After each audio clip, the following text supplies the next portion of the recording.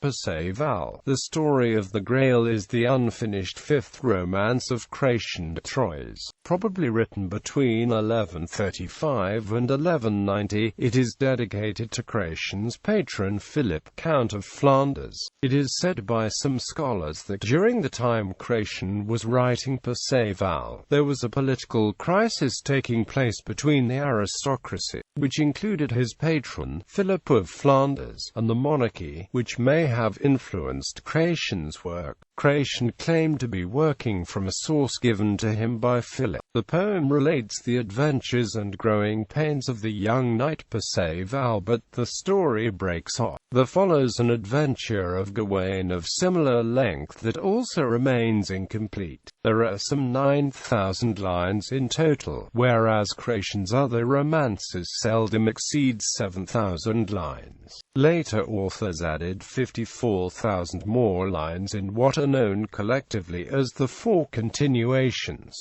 Perceval is the earliest recorded account of what was to become the quest for the Holy Grail, but describes only a golden grail in the central scene, and does not call it holy, but treats a lance, appearing at the same time, as equally significant.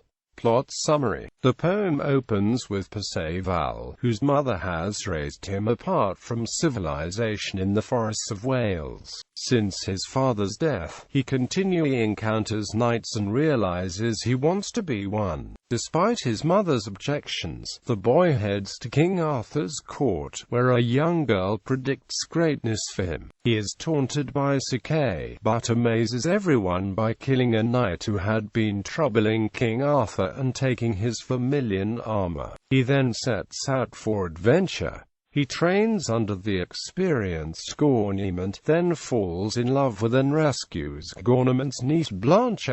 They agree to marry. Returning home to visit his mother, he comes across the Fisher King, who invites him to stay at his castle. While there he witnesses a strange procession in which young men and women carry magnificent objects from one chamber to another. First comes a young man carrying a bleeding lance, then two boys carrying candelabra. Finally, a beautiful young girl emerges bearing an elaborately decorated Grail, or Grail, passing before him at each course of the meal. Perceval, who had been warned against talking too much, remains silent through all of this and wakes up the next morning alone. He finds his mother is dead. Then Arthur asks him to return to court. But before long, a loathly lady enters the court and admonishes Perceval for failing to ask his host whom the Grail served and why the lance bled. Is the appropriate question would have healed the wounded king. No more is heard of Perceval except a short later passage in which a hermit explains that the Grail contains a single mass wafer that miraculously sustains the Fisher King's wounded father. The loathly lady announces other quests that the Knights of the Round Table proceed to take up, and the remainder of the poem deals with Arthur's nephew and best knight Gawain, who has been challenged to a duel by a knight who claims Gawain had slain his lord. Gawain offers a contrast and compliment to Perceval's naivete as a courtly knight having to function in uncourtly settings. An important episode is Gawain's liberation of a castle whose inhabitants include his long-lost mother and grandmother as well as his sister, Clarissa, whose existence was unknown to him. This tale also breaks off unfinished.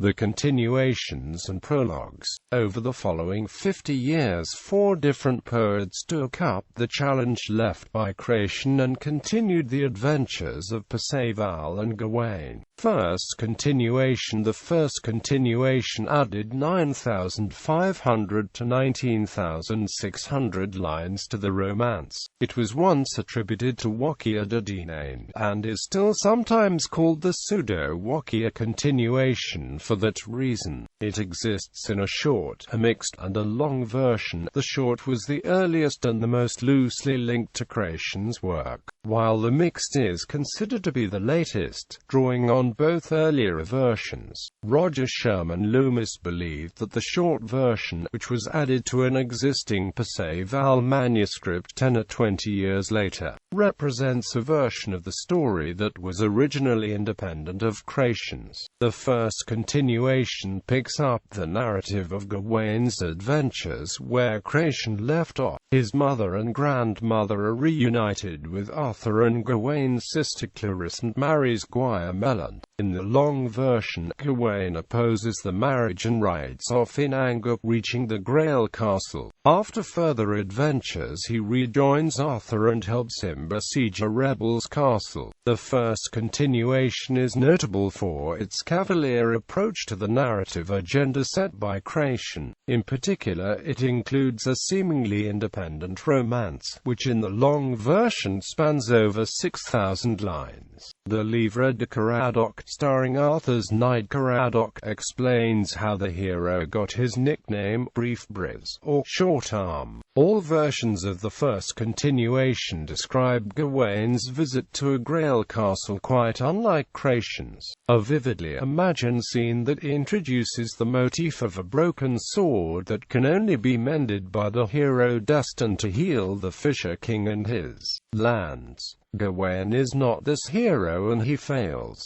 The final episode recounts the misadventures of Gawain's brother Grail, who is humiliated by Dwarf Knight before avenging himself and a mysteriously murdered stranger. In the closing scene he returns to court asleep on a swan boat.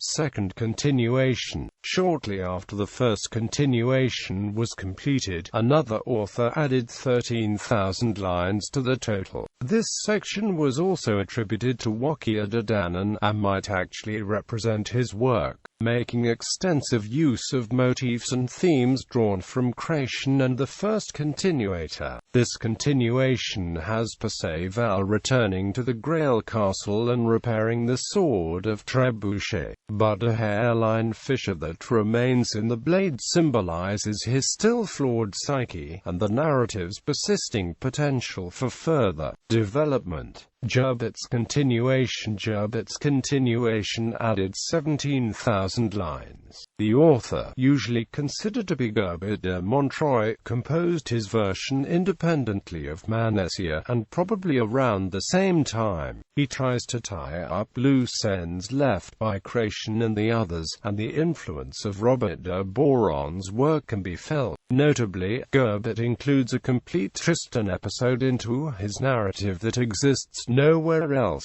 Gerbet's continuation seems not to have enjoyed great popularity. It survives in only 2 manuscripts, one of which is heavily damaged. As an interpolation between the second and Manessier continuations, it is likely Gerbet wrote an ending for the story, but it has been excised from both surviving copies to facilitate its position between the 2 other continuations. Manessier's continuation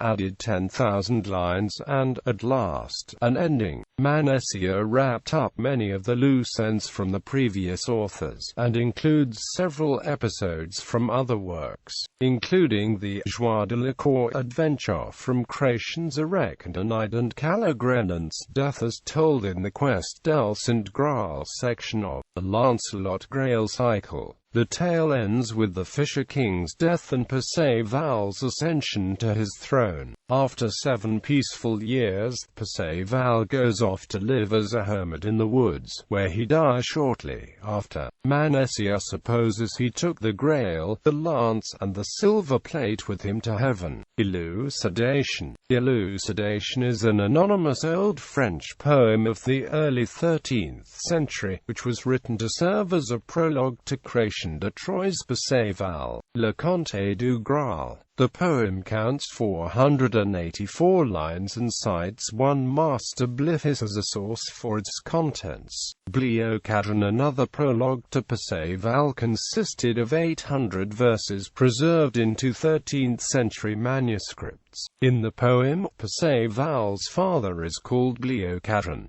Perceval's influence. Though Chrétien did not complete his romance, it had an enormous impact on the literary world of the Middle Ages. Perceval introduced an enthusiastic Europe to the Grail and all versions of the story, including those that made the Grail holy, probably derived directly or indirectly from it. The Grail in Perceval has the power to heal the Fisher King, so it may have been seen as a mystical, a holy object by readers. Wolfram von Eschenbach's Perceval, one of the greatest works of medieval Germany, is based largely on Chrétien's poem. When comparing Wolfram's Perceval to Chrétien's Perceval, some scholars not only suggest that the structure is different, but that Chrétien focuses on knighthood with religious implications, while Wolfram primarily focuses on knighthood. Another is the Welsh Peredur, son of Efrog, one of the three Welsh romances associated with the Mabinogion, though in this case the connection to the French work is unclear. French filmmaker Éric Rohmer directed an eccentric adaptation titled Perceval le Gaulois in 1978.